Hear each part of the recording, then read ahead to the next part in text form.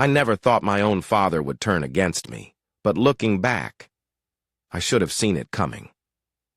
I was never really part of his new family, not in the way my stepsister Ash was.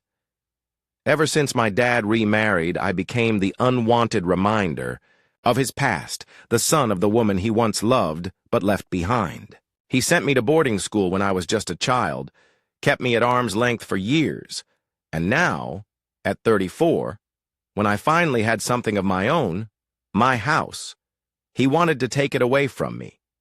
And for what?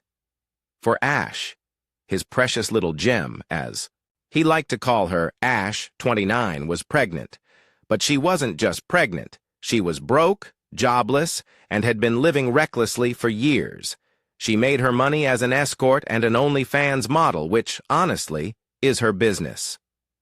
But the problem was, she had no savings, no real job skills, and now no baby daddy to support her. And suddenly, it became my problem. My father, who had ignored me for most of my life, was suddenly calling me his son again.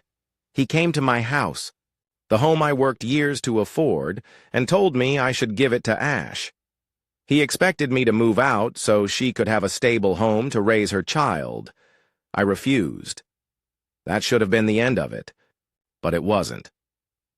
1 week later, I came home from work and saw strangers carrying my belongings out of my house. My father had somehow gotten inside and was in the middle of evicting me from my own home. That's when I realized this wasn't just about Ash.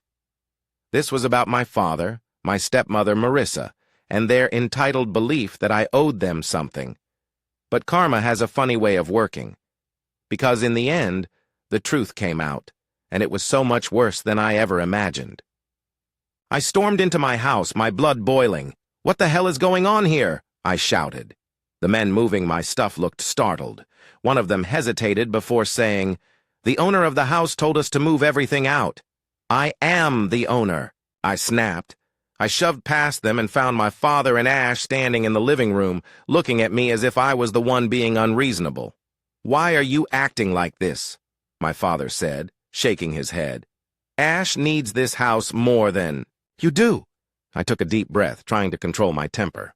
"Dad, I worked for this house. I paid for it. This is my home." He scoffed. "You're single. You don't need all this space. Ash is pregnant. She needs stability." "And whose fault is that?" I shot back. "She's almost 30. She made her choices. Why am I responsible for fixing her life?" "She's family," he said, as if that explained everything. I laughed bitterly. "Oh, now we're family? Where was that sentiment when you sent me away as a kid? Where was that when I was struggling on my own? You only remember I exist when you need something." Marissa finally spoke, crossing her arms. "You're being selfish. You have money. You can just buy another house." I turned to her, my hands clenching into fists. "Get out! All of you! Get out of my house!" When they refused to leave, I pulled out my phone. "You have 5 seconds before I call. The police." That did it. My father muttered curses under his breath, but he finally walked out, dragging a crying Ash with him. A week later, Ash called me. I almost ignored it, but curiosity got the better of me. "I need to talk to you," she said. "We met at a coffee shop." She looked different, less arrogant, more afraid. "Dad thinks my boyfriend left me because of commitment issues," she said, stirring her drink. "But that's not true." She hesitated, then confessed. "I was cheating on him. A lot. He found out about my other job. And when I told him I was pregnant, he lost it. Because, he had a vasectomy last year. I nearly choked on my coffee." "So the baby isn't his?" I asked. She shook her head. "I don't even know who the father is." I sat back, exhaling slowly. "Jesus, Ash." She looked miserable. "Dad can't know. I didn't promise her anything. But I didn't have to, because soon enough he found out on his own. A few nights later, Dad asked to meet at a bar.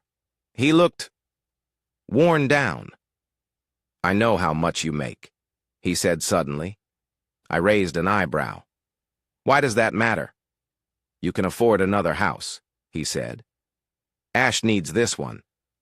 I shook my head. We already had this conversation. Before he could argue, the bartender, who had been listening in, laughed. Damn, man, he said. You're still talking about Ash. That girl uses everyone and tosses them aside.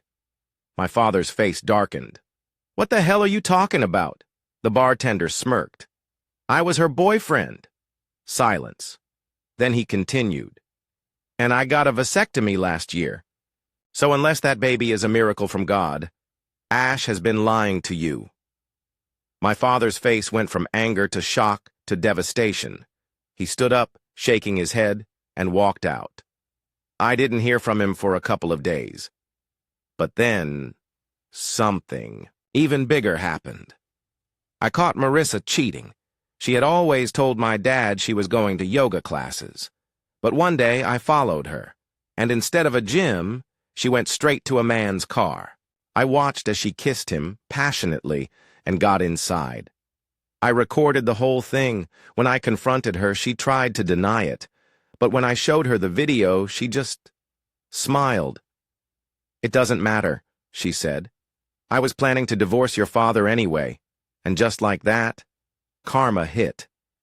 Everything fell apart after that. My father kicked Marissa and Ash out of the house. For the first time in his life, he had to face the consequences of his blind favoritism.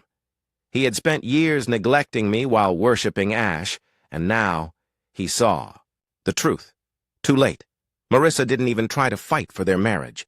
She packed her bags and left without a single tear, like she had been planning this all along.